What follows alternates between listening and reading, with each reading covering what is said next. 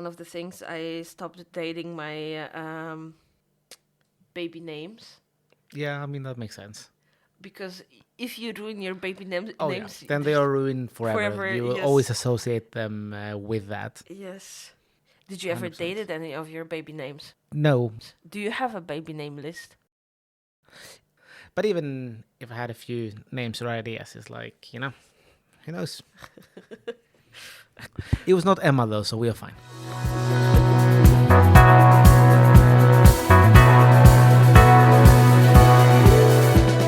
Hello and welcome to Sip Away. I am Nicholas, and together with my co-host, Inga? we are here to talk about everything and nothing. Okay, we are good. What do you think? Because that's also kind of common, right? A lot of people have the same name as their parents. I mean, grandparents, of course, that's very, very common, especially in Greece, because that's how you name them. But you have people called, like, I don't know, someone is called George, and then you will have like George Junior in the US, for example. So you name like exactly the same thing and just add Junior on the side. First of all, I feel like it is very pretentious. Second of all, George Jr., it's not giving me a child name, it's giving me like a funny PP nickname or something. Yeah, I mean, it could be anything, but it's more Here, like something meet Junior, and my then they just call Junior. George Jr. Yeah, George Junior. No, but like in general, don't you think that like any name with Junior in it is kind of pretentious? I think Nicholas so. Jr. Or like Nicholas first, Nicholas the second. Yeah, I mean that is more like royalty. Okay, so we stepped very energetically into 2026. Exactly. How, how was your Christmas? I mean, I have to say, my Christmas was very, very good. It was calm. It was nice. It was a bit of driving around because we went first to my parents, about like a 3 hour drive. Then we went to see Emma's family on Christmas Day, on like the English Christmas, and that was another 4 hour drive. And then we kind of had to drive back here a few days later, which about another 2 hours. So it was a lot of driving, but other than that, it was very nice and calm. When you just sit there having a good time and you just keep eating, playing some games, etc. Not really anything to stress about. It was not like you're hosting a big party or anything and you're like, oh yeah, I need to do this and this, and you're always thinking about all the things you're gonna do. You're just with your family, just having some good times and good food, so you can relax. And then New Year's was also very fun. I had some friends over, and then we all came to your place. Yes. So you maybe had a bit of that stress of actually organizing everything and so on. No, I actually bullied people this year to bring some food and snacks. And surprise, surprise, everyone brought alcohol, so alcohol wasn't an issue. I think that's like one of the biggest difference between Poland and Sweden. Is like here everyone is mentally prepared that they're gonna drink. So whenever the host is putting extra alcohol, the extra alcohol is always enough because people are also having their own things. And like you guys were amazing this year with the amount of food and snacks we got. Just a side note for the listeners, I was eating pasta salad for 2 days in a row, thanks to Nicholas, Emma, and the crew. I mean, I think that's very good, and I think we had actually double the amount of pasta salad we could bring. But yeah, it was a bit of a kind of a little factor of making food over here the morning before we actually came to you. Yeah. So that was actually very fun, and it's always nice cooking, but it's also more fun when you cook with people as well. So that was also very enjoyable. You know what I really enjoyed? When everyone brought their food and their party snacks, you had the chance to try out something different and the different way of people cooking and stuff like that. Because technically, obviously, I know how you and Emma kind of cook. I know how Michael cooks. But with other guests and people around me, it was just fun to try out new recipes. Not every one of them was a hit, but most of them were super tasty. Yeah, I mean, everything was really tasty. And like you said, it was so many different options. Like you made some pulpo sliders. We had the pasta salad. It was you made some lasagna as well, and so on. So it was like everything, both things you could eat without even needing a knife and a fork or a plate, and even some more food things, you can call it that. But yeah, if you're curious, we'll just or Inga, we'll put up a picture of all the foods on the Instagram. You can have a look and try to guess what's in it. Yeah. So speaking of Instagram and stuff like that, what are the New Year's resolution that you're planning to put on your bingo sheet? Yeah, I mean, right now we have a sheet with it's like 4x4 or 16. I have started it, but I have not finished it yet. So I actually started swimming a little bit last year, and I really want to continue with it. So right now I have to pretty much continue swimming more and do 1 kilometer of crawling distance. I think is one of them I'm gonna put on there, just in order to kind of motivate myself to do a little bit more each time until I reach that goal. And if I do it fast, that's better. But at least I have something that hopefully should not be super hard to look after, but still challenging enough to make it fun. That's impressive, to be honest, because I know 1 kilometer is 40 laps. Yeah. 'Cause Yeah. If In we a are counting 25 pole, 25, which is most standard size here exactly. in Gothenburg. Obviously, with a few breaks in between, but Yeah, in one yeah. session. So I think that's going to be fun. Yeah, but that's still a lot, I would say. I don't know what our people usual goal. Like I think yeah, it's a breaststroke. I always call it a froggy, so I can Yeah. so I can swim my little froggy for 750, which is more or less 30 laps, and then everything less or more is depending on the day. Yeah. So I think I wouldn't. Maybe if I would push myself, I would be able to swim 1 kilometer. Yeah. But I mean, that's why I'm pushing in a goal as well, right? Yeah. Then I will just try to do a little bit more each time. Like if you do 1 lap more each time, 25 meters each time, I think it's reachable. So I have that one on. Then I also, because I just had my friends over for New Year's, and we were talking, and they're living like 3 hour drive away, so kind of far away. So I actually put on there to try to talk to them and play online with them a bit more as well, to kind of keep up that thing as well, not just when we see each other in person. So that's the second thing I have on there as well. A bit of more online gaming with people that's a bit farther away and you cannot really see day to day. Yeah, that's also fun. I feel like it's. I don't know. I feel like it's very important to keep in touch with the people you want to keep in touch, and sometimes those things are the small things. Just like call someone every now and then and have some like online hangout, or because obviously we're old. We're not that old, but like we're old, and it's hard to manage to see your friends quite frequently, especially if they live farther away, and Yeah, exactly. So it's not the easiest. So it's always nice to have that there to kind of remind you, like, yeah, that is one thing you want to do. Because usually you want to do so many things, and sometimes you want to do too many things, and then you kind of get lost in it. Of course, I also put more regular things like reading a book, or not one book. I put 4 books, I think, last year. So now I'm going to increase it to 6 books. I'm just, I managed to do that. So then Nicholas, I'm adding a little bit more. It should doubled. I think you should go by 8.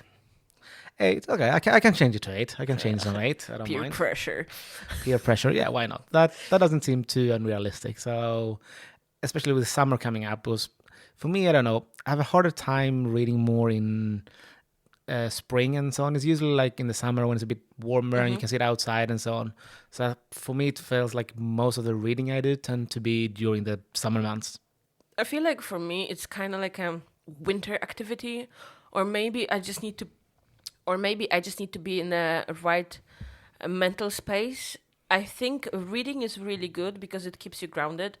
And for some period of time, I had a hard time to read because my mind would go in circles and stuff like that. Yeah. But whenever you kind of push through, you get more calm from it. I feel like it's one of the things that I think we should do more, like read. And then I think I would wanted to try to do more artsy stuff this year, in the sense of like I'm I'm a one-time person hobby, so I have a bunch of stuff that I could use to try. I think I have like a embroidery set, and then some crocheting and knitting, and this pencils to color the coloring book, and then some beads to do the bracelets, or like Yeah. embroidered with Yeah, beads. that's many different things. Yeah, and then some watercolors and stuff like that. So one of my goals, I don't think I put it on my bingo sheet because I had more important ones, but I would want it to have, like, let's say we're going out somewhere and then we just bring like sketching book and we're gonna do, I don't know, sketch birds or something, like elevated hobby. Yeah, I mean that's kind of cool, right? And I think you can also add to those. Like, of course, it's like 16 to make a bingo, but if you have like smaller things, like you said, that are easier to do, you could always add them on the side and be like, if you do 5 of the smaller things, you're allowed to buy yourself this or get yourself this. So you Yeah. kind of set yourself mini challenges as well. That could be a fun mini game inside the actual bigger bingo game. I think what I understood over the last year when we try out the bingo and we put actually fun stuff on it and a bit of like personal development and stuff like that, I understood that it's my life. Yeah. And as much as like everyone is pushing about being the best version of yourself and stuff like that, there are stuff I really want to focus on, and there are stuff that I don't care that much about. And making my New Year's resolution fun and more approachable makes them more doable. Yeah, that's definitely. And I think it's also like important to put things that are both funny as well, right? You cannot just have serious stuff because then it feels more like a chore. It should also be stuff that you have been wanting to do for a long time and just haven't had the time, the energy, or for some reason haven't started. So I think it's a combination, or nice to have a combination of both funny and more serious stuff on the bingo sheet. But talking about New Year's, we were talking just last year. You were going to Poland for Christmas, and you're Yes. talking about that you were for a very big surprise that you couldn't tell anyone about yet. And maybe some of the listeners have kind of been wondering what that is. Oh, the fun thing about Poland is always brings many surprises. The one that I can speak of right now that I was totally not expecting, I got a car. We got a Wow. car. Yeah. Wow. Yes, yeah, that was a big one. Yeah, I was literally speechless, and also like jokingly said I never owned anything. Like even chewing gum. So so having a car right now, it's something new. It's like a mixture of having fun and being responsible, because obviously it's a my car. I have to pay insurance and fix parking and stuff like that. But it's also, I don't know, I have like a teenage mind with whole driving and the distance and whatever.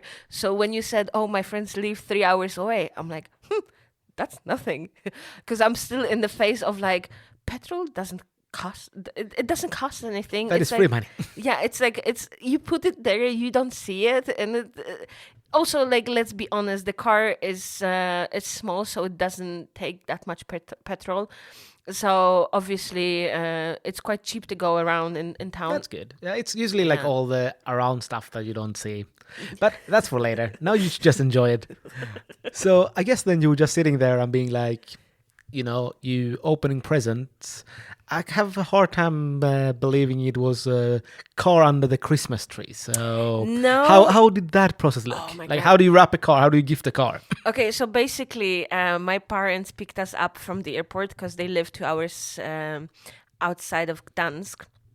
And then we stopped at the gas station that is like 30 minutes away from my parents' place.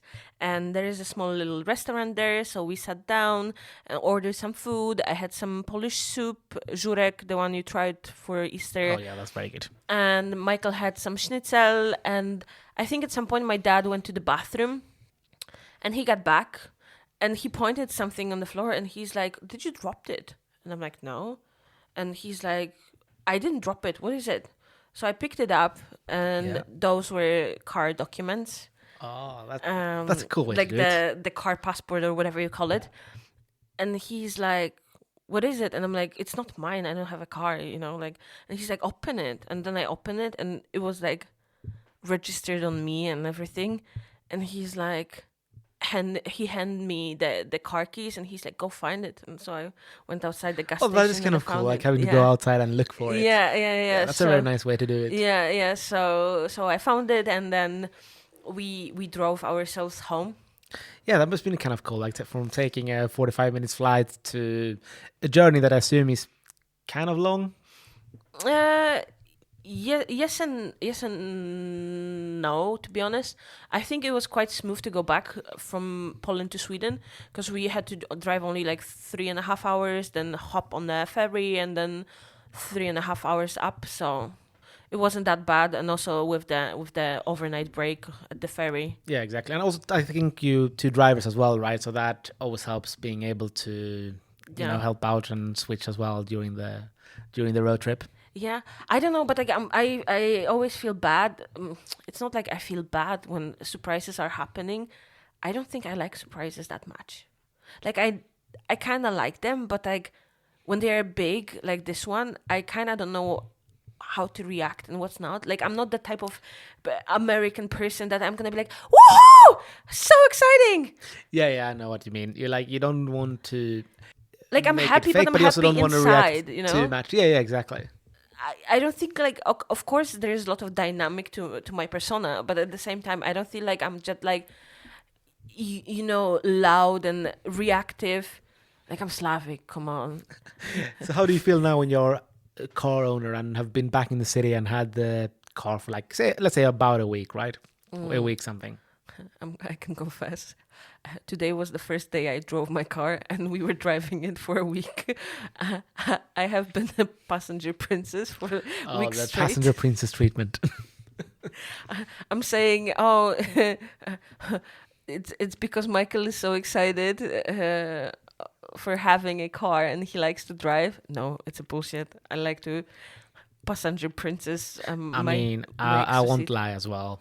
Like the first year and something with Emma, she was the one doing most of the driving and long away and so on. That's why I had actually started driving more on my bingo list last year. So I think now it's starting to be more 50-50, but I know what you mean. I've enjoyed that really nice passenger princess or passenger prince, I guess, life in this case. My first bump, my first ticket. You guys gonna be updated. Finger crossed now. So what do you believe your first ticket will be for? If I had to guess, just because that's probably the most common one, is a parking one. Like you don't see a sign, you forget to activate it or something. My guess would be a parking one. 100%. I think it's gonna be a parking one because I have my driving license for last 9 years, and I've been obviously when I lived in Poland I was driving more because I would take the car from my parents. There was a short period that I had my own car. I've never got any ticket, like the police issued ticket. Yeah, me neither. Any like speeding ticket and whatever. I think we should keep it that way. I think it's always better to just respect and drive the way you should drive. No. I know a person that passed her driving license and she got a huge ticket. I think it was like the 3 months after she passed her driving license. Not only she got a big ticket in Poland, if you're gonna go over, I think when the road is 50 and you go 30 kilometers above, so if you're gonna go 80 on the 50 road, they also can take away your license for 3 months. Wow. And you also have to pay to pick it up. Yeah, but I mean, in that point, if you just have had it for so little amount of time, maybe you don't really should have it if you're doing stuff like that. So, that's kind of a good thing in a way. I also know that person framed that ticket and put it on the stand. Proud owner. I mean, the same, learn from your mistakes, right? Don't forget them. Yeah, but it was crazy amount of money. I think it was like 7,000 crowns or something, which on the Polish standard is a lot, Yeah, it was like a monthly salary. But since we have had all these Christmas and New Year's, do you have any time to go online? Did you see anything interesting on like Reddit or any other thread you want to share with us? My Reddit account is very shameful. I have very shameful threads on my Okay, Reddit, tell which us is more. so I got into like book talk situation kinda. I'm not following anyone book related on TikTok, but I think my outlet is Reddit. So So just what, people talking about books or? yes, so I'm in a few threads. One with romantasy because that's my favorite genre right now. Okay. It's romantic fantasy books about the fairies and dragons and magic and angels and half human, half angel children. Okay, very, very interesting. Yeah, so obviously I'm on the romantasy thread, and then there's one that is just like memeable one, which is romantasy jerk circle. Which is basically the whole universe of like all the books and what's not, and the sourdough, and there is also a fun one about the shopping. I don't remember the name of the thread, but it's like basically people from all around the world are posting their pictures of like grocery Oh shopping. yeah, I've seen that one. I'm actually on that one as well. You can see like Sweden, Lidl, 500 crowns, and then a picture of what they got. I like to check out the Swedish one because some of them are bullshit because people are showing the price and I'm like, that's not a good price. Yeah. Like, this is not a deal. But I think a lot of people don't really care about deals. I think a lot of people just shop where they've always shopped instead of looking around. Okay. And then they're like, yeah, it's too expensive. And you tell them, like, have you looked on the flyers of any other store? And they're like, no. Like, I think especially nowadays, you kind of have to look and maybe go to two stores, you know, like, I don't know, you get your meat or your protein from one store and then you see that the other one has a deal on, I don't know, say pasta or whatever. And then that's how you kind of save up the most amount of money. Okay, so which stores would you say are the best to shop in Sweden? I mean, I would say for us, we are big fans of Lidl still. Okay. So that is the one we tend to go to a lot. But I also really like all the, you know, more oriental shops and smaller shops, especially for like vegetables and so on. You can find some really good deals on vegetables down there as well. Mm-hmm. I think for me, my top would be like Willis because Yeah, it's that's a good one as well. still it's the type of the shop that you can just go and you're gonna get most of the things, like 99% there. So I would say obviously Lidl for like offers on veggies and maybe like meat or something, and then Willis afterwards. But yeah, also like in Sweden, like if you go to those kind of like shopping centers that usually are a bit on the edge of town, you see like you would have all the shops, including like 3, 4 supermarkets there as well, right? So usually it's not even hard to go to multiple stores. They would just be like a minute from each other, like 200 meters from each other. I like to call it Bermuda Triangle, and in the city that my parents live, there is one Bermuda Triangle that I love because they have Rossmann, which is like, I don't know, for European speakers, it's like a DM. So it's like basically a store with all the creams and shampoos and soaps. And I like it. I really like it. And then there's Biedronka, which is also like a big grocery store. And then there's Lidl.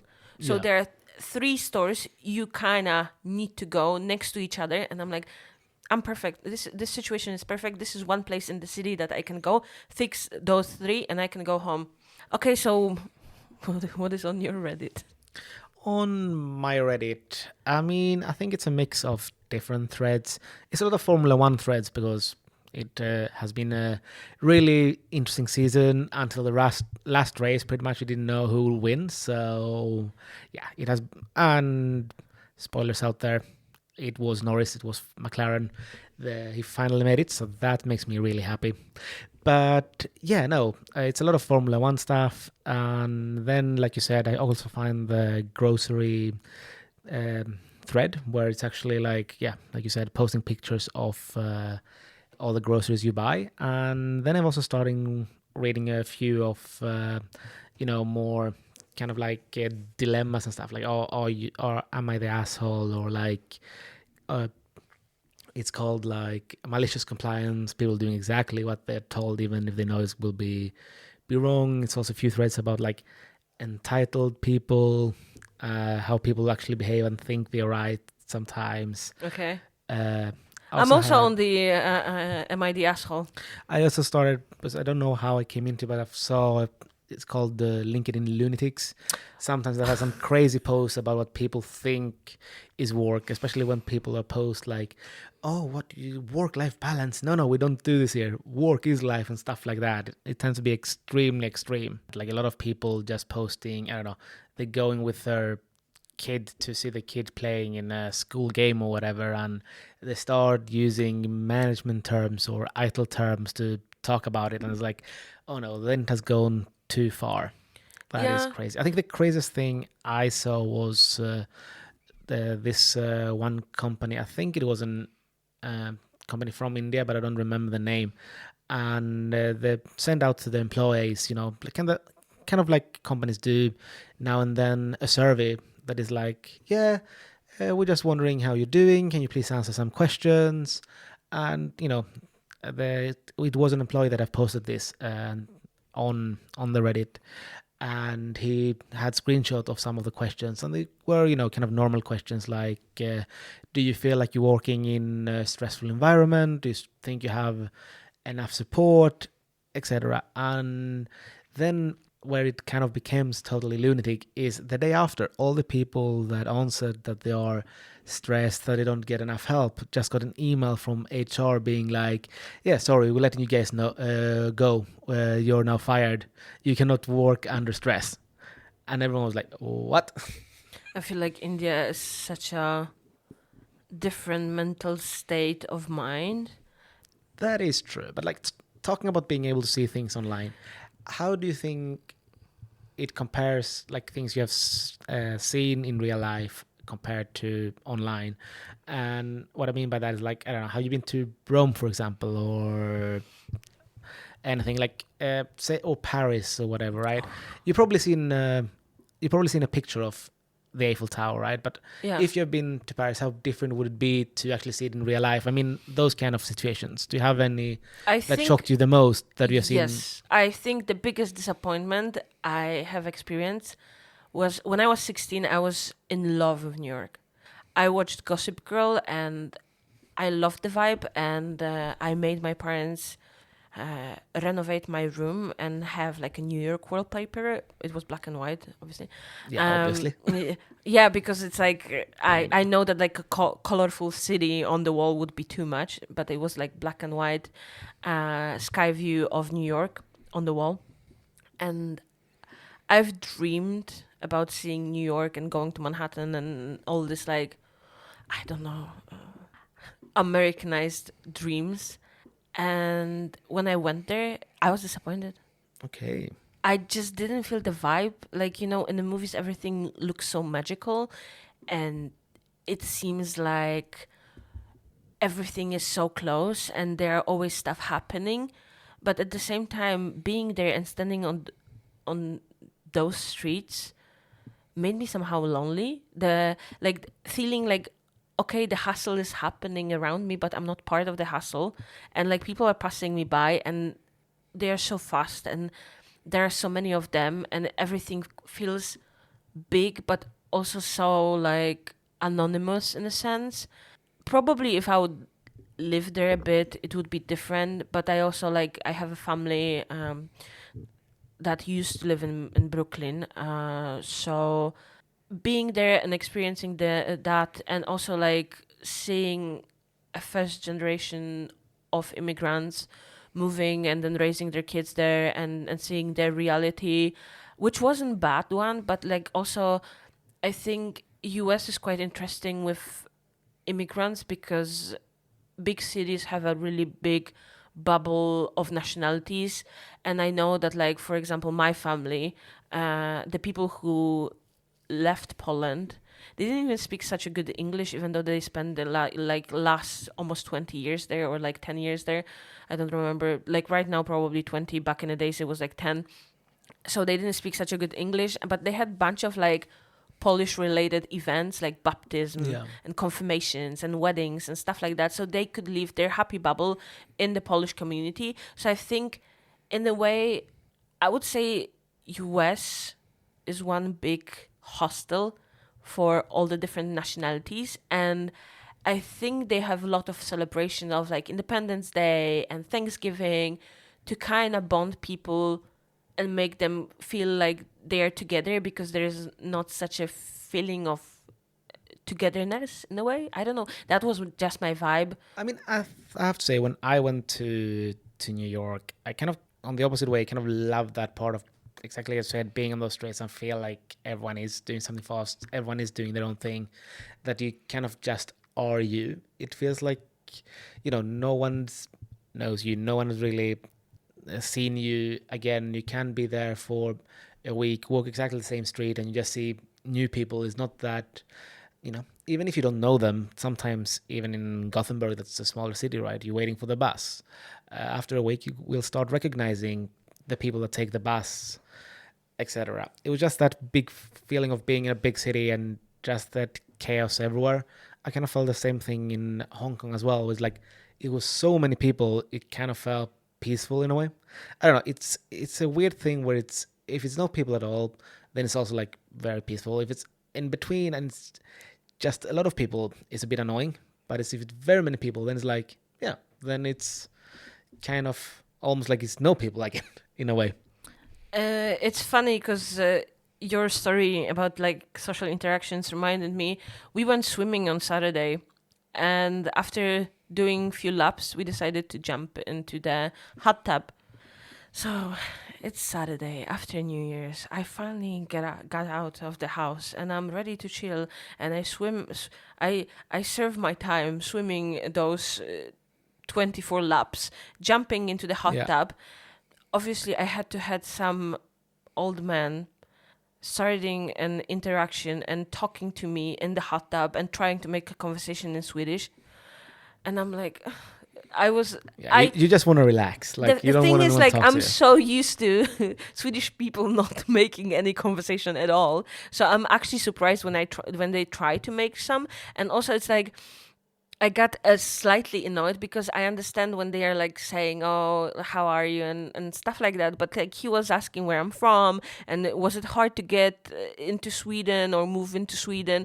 And then me and my crooked, obviously my crooked Swedish, were not doing the job. So from enjoying the hot tub, I jumped out. But like, you know what annoys me the most is like when people hear me speaking like super simple Swedish, but they are still continuing with their full sentences instead of adjusting the level of language to like make it simple, please. Yeah. I think also sometimes you have some people that just feel lonely and then they just start talking to talk. They don't really care so much if the other person understand them or what they say. They just wanna talk. But imagine you have been home, I don't know, maybe you've been home for New Year's and alone and so on, when everyone else is with kind of all their family, friends, etc. Yeah, true. So sometimes it's just that as well. So maybe that's why they don't adjust their level as much. It's like they just want to say something more than, But he was kind of funny because he started the conversation with asking me about my flea bag tattoo, because I have a flea bag tattoo from the scene when she's sitting with the priest at the bus stop. So he asked me if he pointed at the priest and asked me if that's my boyfriend. I'm like, no. No. And he's like, Michael the priest. Okay, and then he's like, okay, so that was your ex-boyfriend. And I'm like, no, that's no one that I've dated before anyway. But yeah, that was... So you never dated a priest? Never dated a priest, but I'm still young. Michael, cough it up. Time to become a priest. Put a ring on it because I'm a free woman.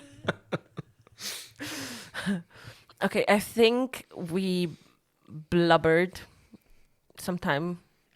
We told a lot of stories, multiple stories about everything and anything, as always. And it's the time to wrap it up.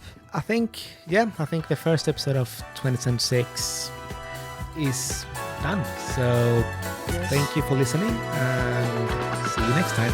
and tune for more. Bye. Bye.